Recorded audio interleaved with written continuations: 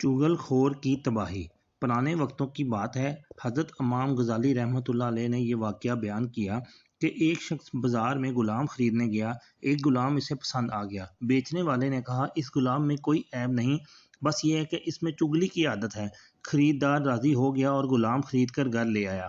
ابھی کچھ ہی دن گزرے تھے کہ غلام کی چغل خوری کی عادت نے یہ گل کھلایا، یا اس نے اس شخص کی بیوی سے تنہائی میں جا کر کہا کہ تمہارا شوہر تمہیں پسند نہیں کرتا اور اب اس کا ارادہ باندی رکھنے کا ہے، لہذا رات کو جب وہ سونے آئے تو استرے کے ساتھ اس کے کچھ بال کاٹ کر مجھے دے دو تاکہ میں اس پر عمل سحر کرا کر تم دونوں کی دوبارہ محبت کا انتظام کر دوں۔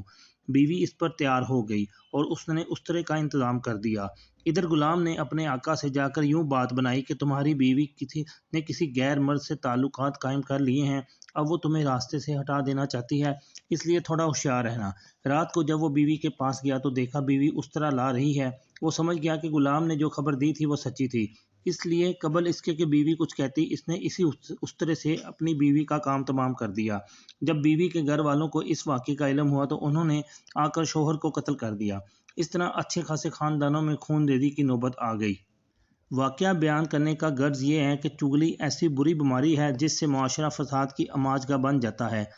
اسی لیے میں نے خود علماء کرام سے سنا ہے کہ انہوں نے حضرت حذیفہ رضی اللہ تعالیٰ عنہ کا بیان خود رسول پاک صلی اللہ علیہ وسلم فرماتے ہوئے سنا کہ چغل خور آدمی جنت میں داخل نہیں ہوگا۔